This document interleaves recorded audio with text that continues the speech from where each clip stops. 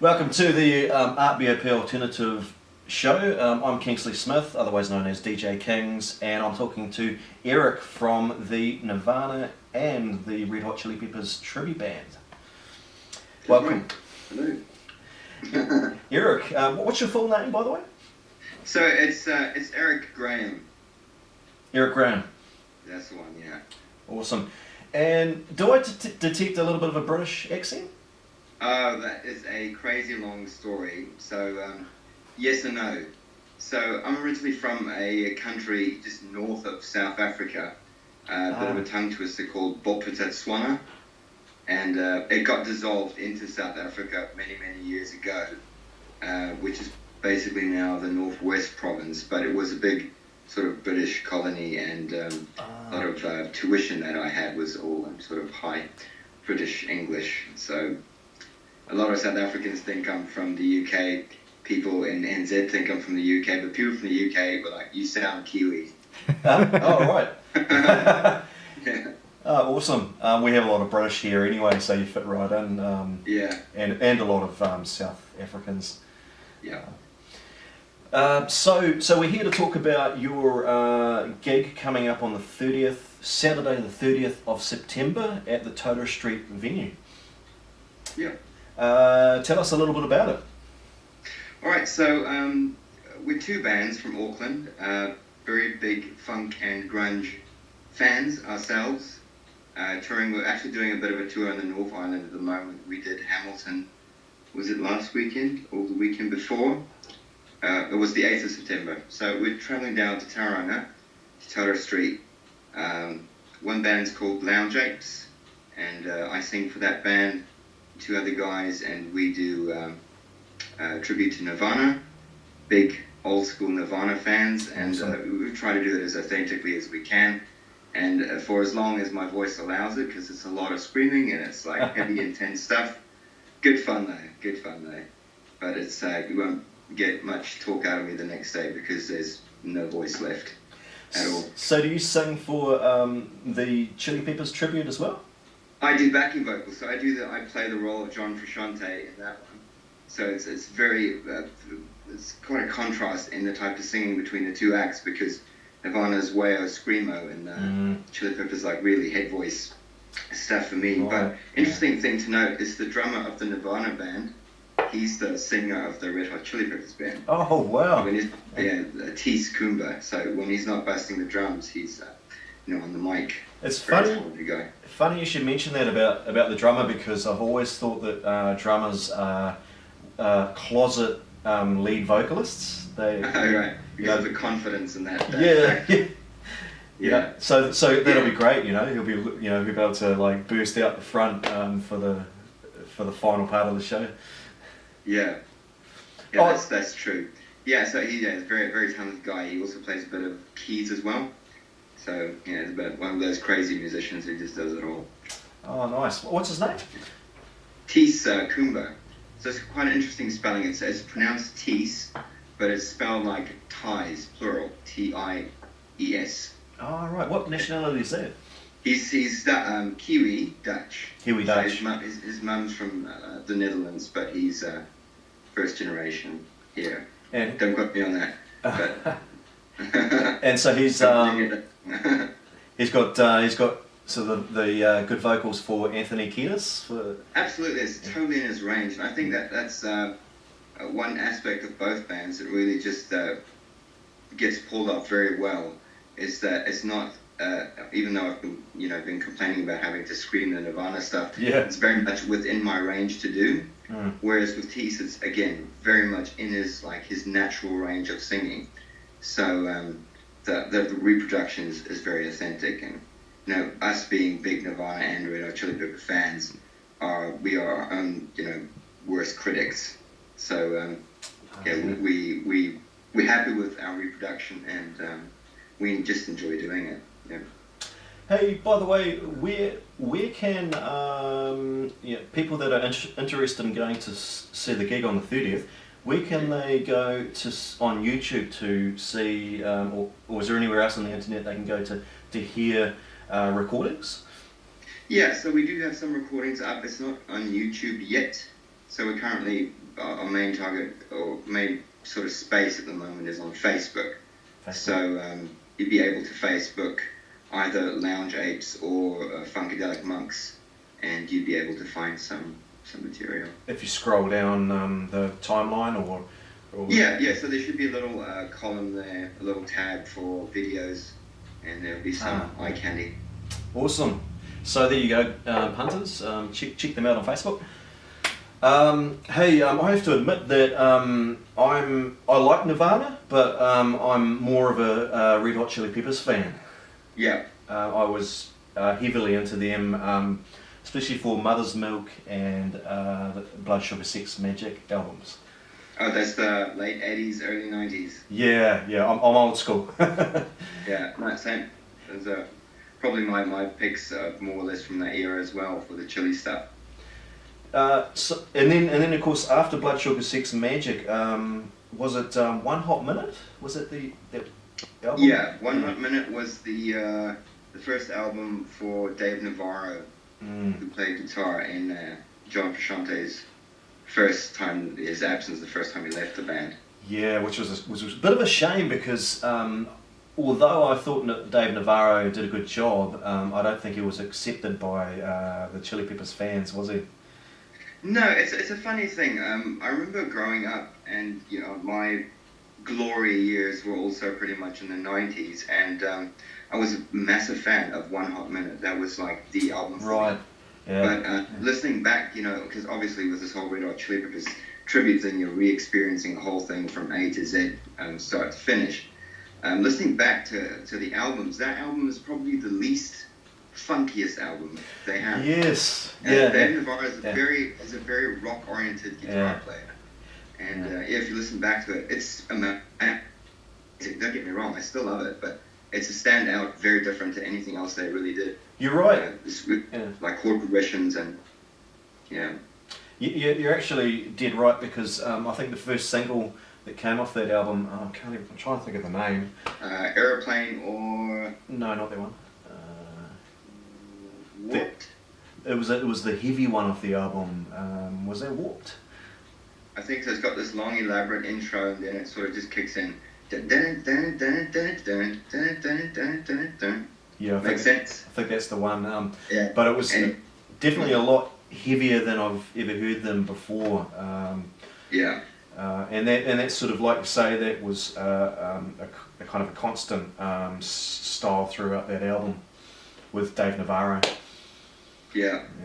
Still good stuff, yeah. Yeah. And recently it's quite interesting because they had all these different eras with these different guitar players. And the new guy, what's his name, Josh Klinghoffer? Don't quote me on that surname again. Don't quote me either because I have to admit I'm old school here. I lost contact with the Chili Peppers after Californication. Yeah.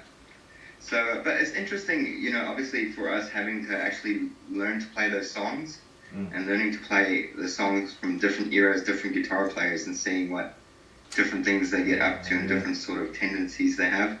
It's quite interesting to note the differences between them on that sort of level. Yeah. Actually, going back to One Hot Minute, what songs, are you doing any songs off that album? We are doing, I believe we're only doing Aeroplane off that album. Right, yeah. For now.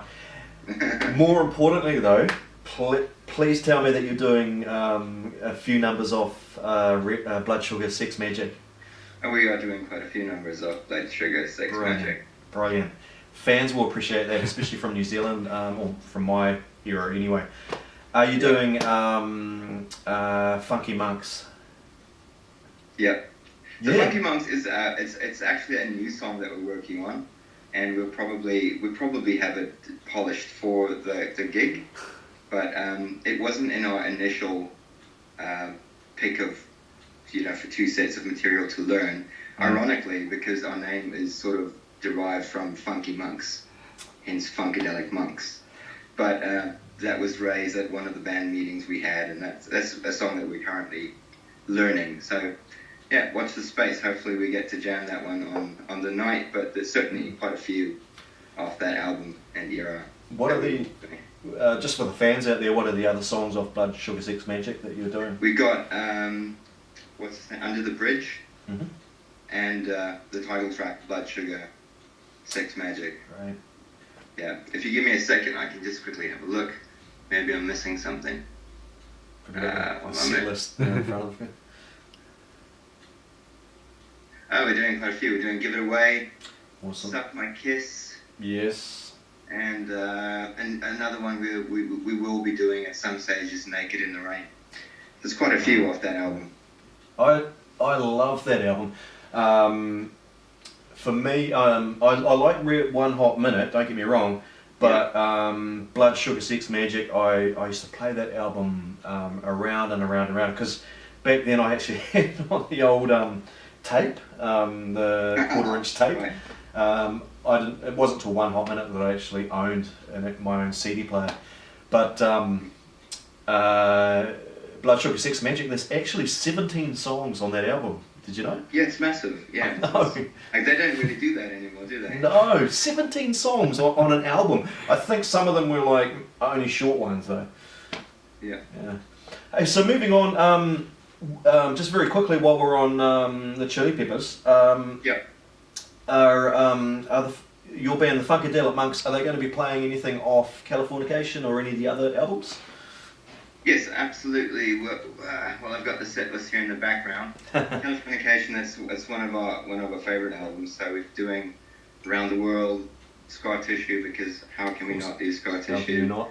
Other Side, because how can we not do Other Side? Exactly. Californication, same reason. And another one, which is probably not one of their most famous songs, but such a great live song, is Get On Top. All right. That brings this crazy energy generated off, this is weird style of guitaring, and our bassist does such a great job at nailing those flea bass lines. And actually, thank you for saying that because that's an important thing. You must have a pretty good bass player to play. Yeah, you have to. It's like the one thing in this particular tribute act, if that guy's not gonna, know his chops, then the whole thing's just gonna fall down. crashing down. And the bassist is actually a guy from Scotland. Is a good friend of mine, Stuart Ezzy. Hope I pronounced that right. Terrible with names today. And he's crazy, man. He's just enigma on the bass. I remember because I'd put the ad out to get musicians together to form this tribute act. And Stu was one of the first people that I had interviewed or auditioned. Right. And it's a funny thing. He came over. He'd just gotten over from Scotland, and he had a bass guitar, and he didn't have a bass amp yet. So we get to my apartment, and a lot of people would be like, this guy doesn't even have a bass amp. Maybe it's not worth checking out. But right. Yeah. I figured let me just give it a go. He seems very cool and seems very eager. So. And he didn't even plug in the bass, and we just started slapping it. I was like, that's the guy. That's the guy. A natural. Don't even need to look any further. This is the guy. Awesome. Got his amp, and he's just like, he's just nailing it. That's really good to hear, man. So you've sold me already on your Chili Peppers Funkadelic Monks band, and I'm really looking forward to that. Speaking of which, as well as Flea and the Red Hot Chili Peppers, also Chad Smith was a very good drummer. So have you got a drummer that is up to that caliber? Yeah. So the drummer for the Chili Peppers project is the guy called Hayden Keach.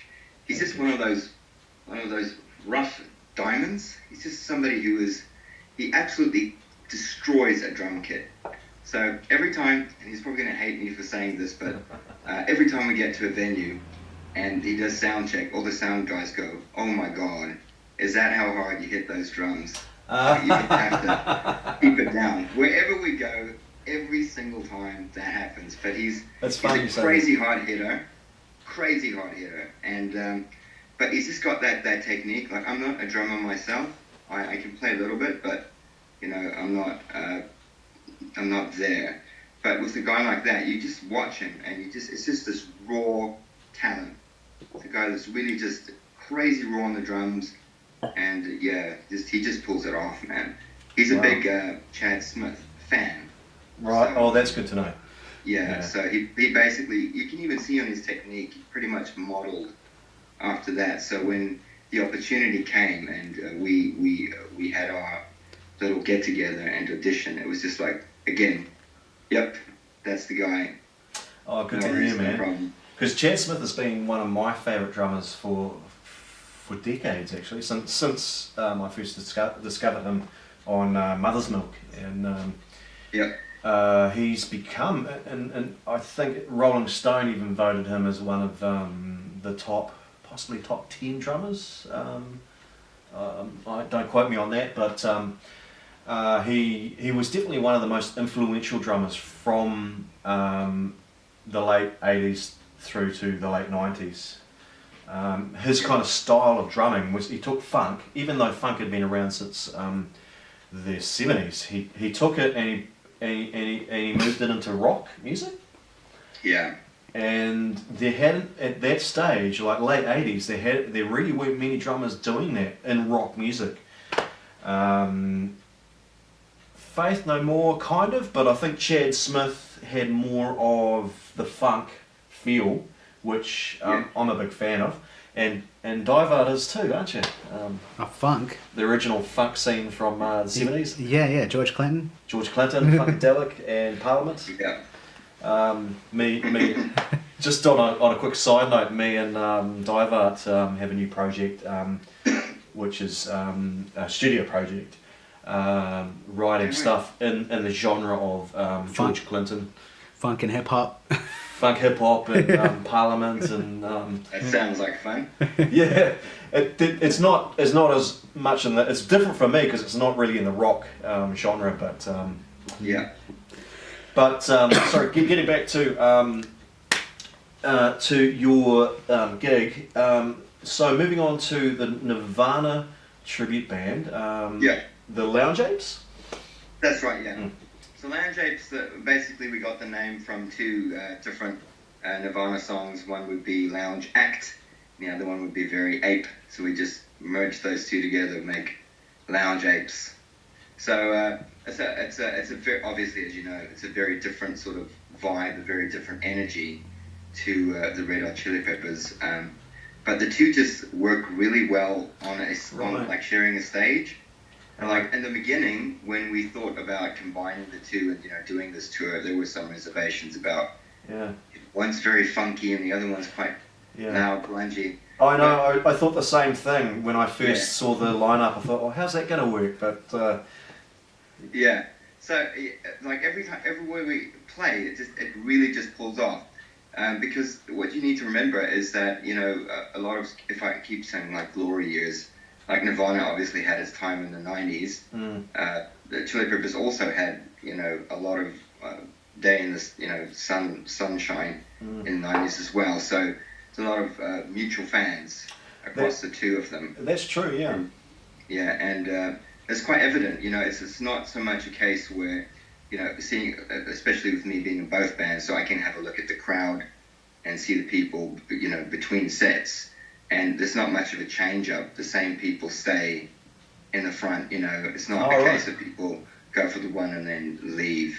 And the same people, for both sets sing along, word for word for each band. So it's for both bands. So the following is very much alive. It's even funnier for Nirvana because seeing as they stopped playing in '94, but the music is it's still current. It is. I mean, still a big following. It is, man. I mean, I was just saying to Diver earlier when he arrived that Nirvana was part of the holy trinity, if you like, of grunge bands. They spearheaded the holy trinity. There was Nirvana right at the top, then Pearl Jam and Soundgarden. That makes sense. Yeah. I mean, there were a few others too, like Alice in Chains and others that I can't think of right now. The lesser evils. The less influential bands, but Nirvana was hugely influential at that time, and it was interesting because I'm old school, but was a teenager at the end of the 80s. So my generation bridged the. I don't know if you're the same age, but I'm 44, so I was when the Chilli Peppers' Blood Sugar Sex Magic album came out. I was about 17, and at the end of the 80s, we're starting to come to the 90s, and there was a real sort of changing point there between the glam rock, the hair metal of the 80s, like Motley Crue and Guns N' Roses. Those guys. Yeah, those guys. Into the sort of grunge rock of the early 90s, which was Pearl Jam and Nirvana, of course. So for me, I was right on the cusp of those two separate eras, and luckily for me, I was able to embrace the new scene, which was the grunge scene, of course. Yeah. So tell me a little on that note. Tell me how what are your memories from an early age with the grunge scene and Nirvana? So my brother and sister, they're quite a bit older than me. So my brother's 10 years older, sister's 7. And in 94, I was 12 years old. So that's pretty much the end of Nirvana. But at the time, my brother was pretty much into Pink Floyd. Right. And he'd just be listening to Pink Floyd and Sisters of Mercy, and U2 was very big. And my sister was pretty similar. And I don't know which one of the two came across the first Nirvana album. But I'm pretty sure that the first actual Nirvana album that I got introduced to at that stage was Unplugged, as opposed to the studio album. So I think I sort of learned them the wrong way around. So the Unplugged album was just on repeat. We had a fancy CD player in the car, and always had Unplugged in it, and we just like knew every single lyric and even like the chatter between songs. And, oh, really? Yeah, it's crazy stuff. Only stuff kids would do. And it just sort of went from there. And then I was introduced to Nevermind, crazily enough, and then In Utero, and the rest is just history. And it's just Nirvana is just always somewhere in a playlist that I have, whether it's on Spotify or previously Apple Music or whatever. It's always, some of it's always there and stuck there throughout all the years. Oh, really? Now that's cool, man. I was heavily into Nevermind when that came out. And that came out in about 1992, is that right? 91, 92? Yeah, I believe it's 92, yeah. Yeah.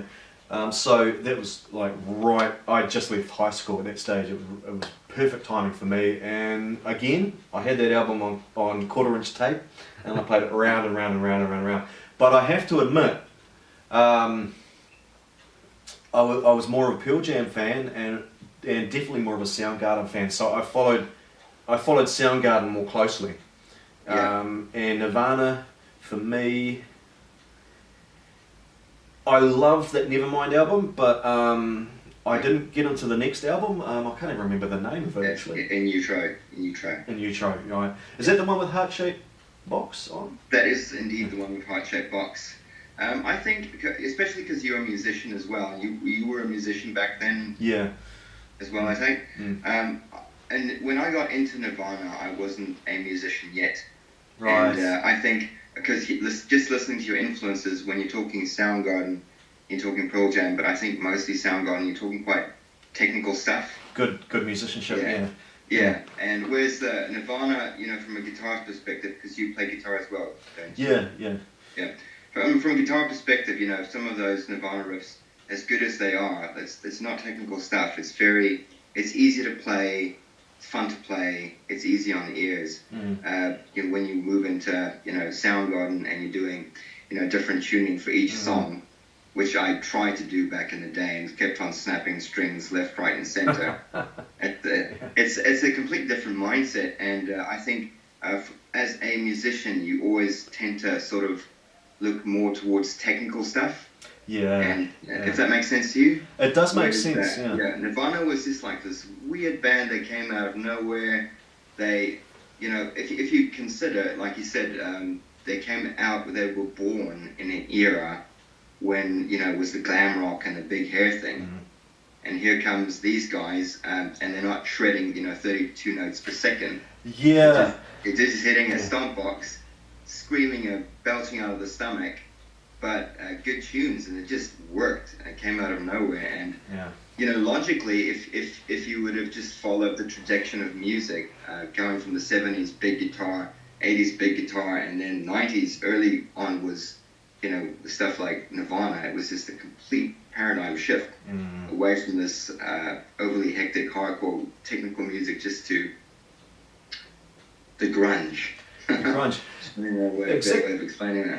Yeah, you did right. The only thing that was consistent between the hair metal scene into Nevermind was maybe the production, because I really that was the thing that I remember the most about Nirvana's first.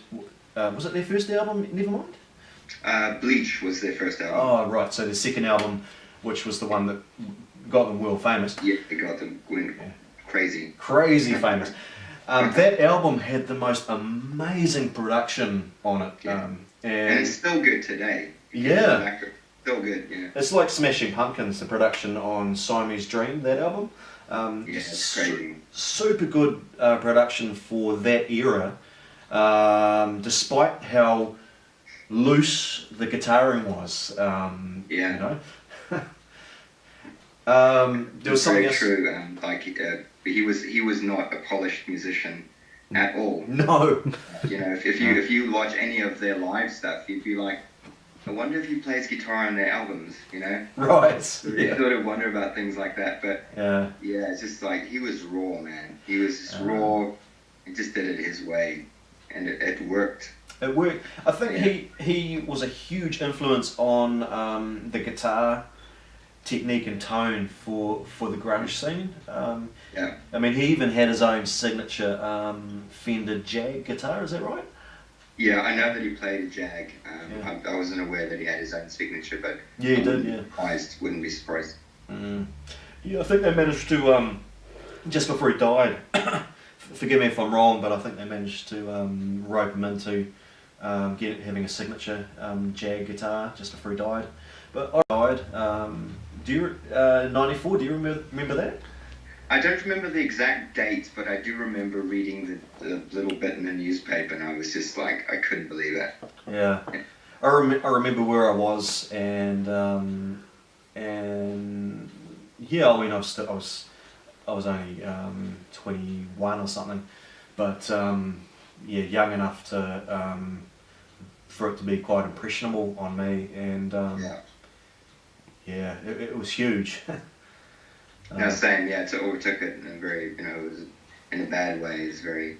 I was a bit younger than that, and it was just like I couldn't process it. You know, things like suicide just didn't make any sense to me at all. It took a while for that to sink in. It was so sudden. So that's the thing about him, or about Nirvana and Kurt Cobain, is such a short history of only about 5 or 6 years. Yeah, pretty much. I think they.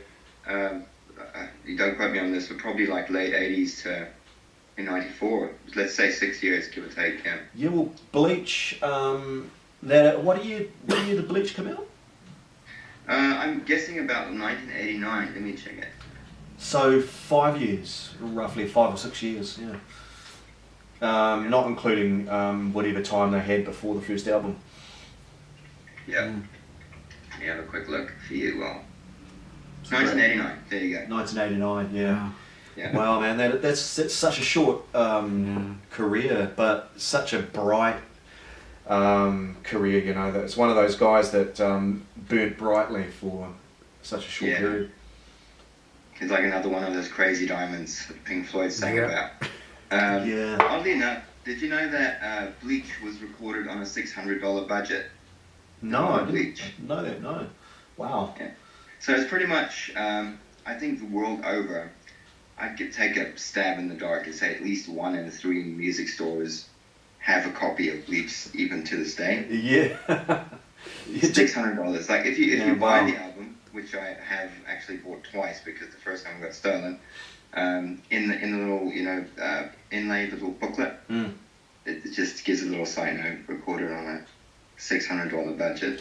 Can you imagine what they made from that album? Oh my God! They would have paid off the album after only like 20 album sales, and they would have paid off the album. I just want to get this light out of my face. Yeah, that's true. And if you just listen back to it, how raw it is, it's pretty much a demo recording. Nirvana Bleach. Probably a 4-track recorder, maybe. Yeah. And but the cool thing about it, which I like from our perspective, is obviously we've got a very good gear, and it's obviously current standards and stuff like that. So when we cover songs off Bleach, obviously we do Nirvana, and we feel we do it quite authentically, but we get to hear those songs sounding, current to today, if that makes sense to you. Yeah, no, that makes sense. I know exactly what you mean. Stuff like, what's that song called? Blue, Blew.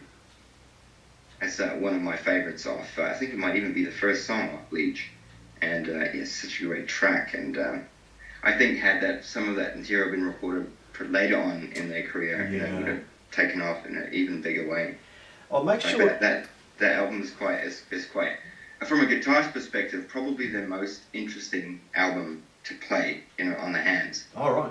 Would be Nirvana Bleach. So, interestingly enough. So you'll be performing Bleach on the 30th at TOTARA? Yeah, we'll be performing songs from Bleach, In Utero, Incesticide, Unplugged, and we'll be doing covers of Nirvana covering other people, if that makes sense to you. Right. Wow. Oh, that's pretty cool. That's one for the real fans, eh? To be there. So the album, obviously, that I'm most familiar with, as you know, is Nevermind. What songs off Nevermind will you be playing? We might do a little song called Smells Like Teen Spirit, maybe. See if people want us to play that one. What song is that? No, just kidding. We'll be doing stuff like Breed. Nice. Territorial Pissings. Oh, nice. Come As You Are. Lithium. Lithium, that's a good song. Yeah. We'll pretty much be doing probably, if not half of Nevermind on the night. Oh, right. And the next album, In Utero? Yeah, In Utero also. I've got quite a few favourites on In Utero. We all do. We do All Apologies because you just have to do All Apologies. So we do that version, not the unplugged version. But we will be doing some unplugged songs on the night. With an acoustic? With an acoustic, yeah. Oh, right. Yeah. Nice. So what I basically do is I plug my acoustic electric into my regular guitar amp to make it sound extra Nirvana-y. Right. Because, from any guitar player's perspective, like the tones they got off Unplugged, oh man, it's just terrible. But it really worked well for their sound. Just wasn't a big fan at the time. But anyway, so we get that good old authentic Nirvana acoustic sound going for Where Did You Sleep Last Night, which is the cover of a cover. And that's pretty much it's a whole bag, this whole kaleidoscope of Nirvana material on the evening, yeah. So definitely one for hardcore fans of Nirvana to see. And these guys, from what you've described, from one musician to another, I can tell that you guys are very well versed and rehearsed with your materials. Yeah, thanks for that. Yeah. Hey, what was I going to say? You probably already mentioned, but what order are you doing the bands in on the night? Are you starting with Nirvana or? So we're still discussing it at this point. All I can comment on that is watch the space. Watch the space. Yeah.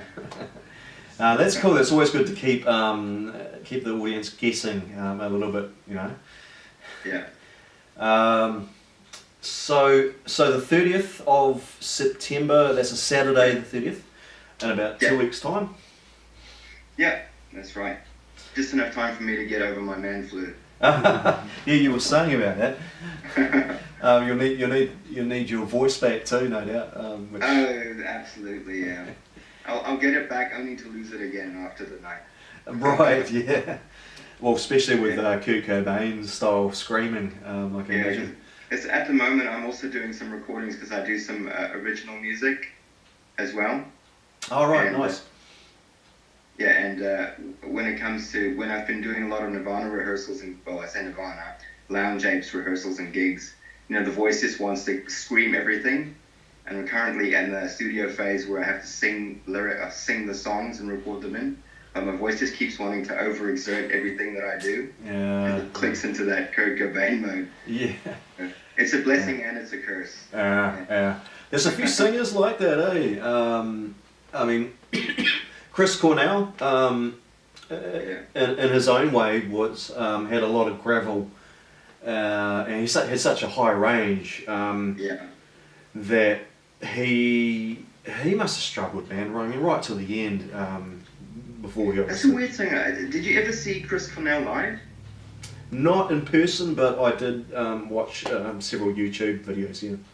I was fortunate enough. I've seen him live on 2 occasions. First time was in South Africa, 2006, and he was sharing the stage with Korn, Muse, Good Charlotte, a few other people on the night, and it's just like his performance, his hour slot, like they didn't use any pyrotechnics, no cool lighting. It was just him and his band on stage doing, it wasn't Soundgarden obviously, but his musicians, and they were doing material from Soundgarden and his solo stuff and even some Audio Slave stuff. And the other time that I saw him was actually just a couple of years ago at the ASB Theatre in Auckland, and he did a solo acoustic set. So what I'm aiming at is just like on that topic of like overexertion with your voice. She just didn't pick that up with him live though. Everything just felt so controlled with his voice. Oh really? So controlled. And when you listen to the albums, especially like some of that early Soundgarden stuff, it's just like it's like how does he? I know. He'd speak for days after that, but when you see him live, I promise you, he's just like a figure of like a pillar of peace on the stage. It's just like. It's like perfect control, perfect composure, posture, and he just sings it naturally. I don't know how he did it. And did you find that he was still pulling it off though? He was still pulling it. Like songs like I think and I suppose there's another argument. I suppose with his acoustic stuff, he was singing a lot more in this lower register, as opposed to keeping everything high. But then again, I think if you play and sing just with an acoustic guitar and everything is in a high register, it might sound a bit, I don't know. With acoustic material, yeah. Yeah. When you saw him, did he do versions of Jesus Christ Superstar fully electric? I did. It was Jesus Christ Pose, yeah. He did Sorry, that. Jesus Christ Pose. My bad. Yeah. In 2006 they did that, and it was just like. Yeah, it was crazy. It was mental. He pulled it off? Like that really high? He absolutely pulled it off. Absolutely. Wow. Me and my friends were just like, we've got camera on me, so I can't actually tell you that, like, we told each other. We were just like, it's crazy. Because I know back in 1992, when they played the Pink Pop Festival, that was just after they released Bad Motorfinger, which is my favourite album, Soundgarden.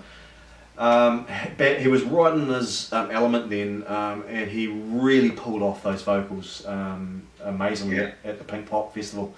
I was really impressed, but I have heard some things that later on, I don't know when you saw him, but in the last 10 years where he just, and it's fair enough, he's getting old now, he couldn't quite pull off songs like, like Jesus Christ Pose and the likes. It's understandable. Yeah, man. So, is there anything else you'd like to tell us about the gig on the 30th? I can tell you that you needn't be afraid with the mixture of funk and grunge. It absolutely works. We've tried it, we've tested it, and it's going to be awesome. Everybody's really, really psyched, well rehearsed, and we're just pretty much clock watching already because we just want to head down to Tauranga. Awesome. Well, you've sold me.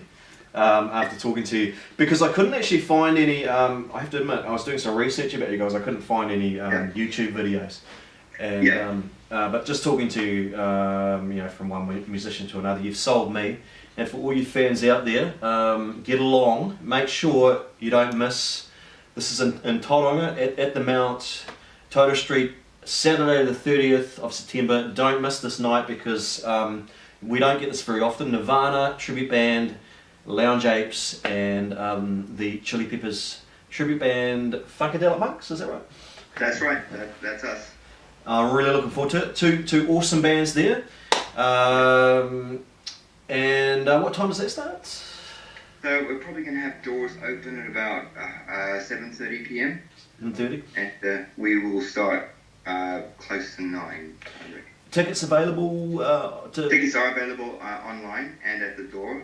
They could just browse to cosmicticketing.co.nz and just find the respective gig of ours. It should have the mount and the address and the venue in the event name. In the event page. I only mention that because we got more than one running at the moment, so people don't end up buying tickets to the show for another gig. Yeah. Make sure you get the tickets for the TOTARA Street gig on the 30th and not one of. So you guys are obviously doing a quite a big tour then, several dates. We're basically doing. We started in Auckland and then went Hamilton last weekend, and then we're doing the Mount on the 30th, and then we're back at the King's Arms Tavern. Oh, nice. So it's a bit of a roundabout.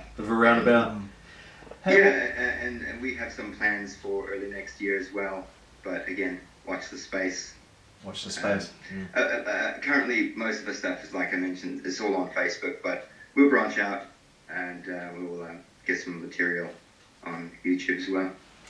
Great, mate. Well, make sure you check out the event is called was it Nirvana and Red Hot Chili Peppers? Tribute act, yeah. Tribute acts. Tribute bands, yeah. Tribute bands. At TOTARA Street, Mount Maunganui, Saturday 30th of this month. Only 2 weeks away. I'll be there. I believe my mate Diver will be there too. And Eric will certainly be there. Great, look forward to catching up with you guys. Yeah, really good talking to you, man. Thanks for joining Art VIP. Thank you. Thanks, guys. Catch you, man.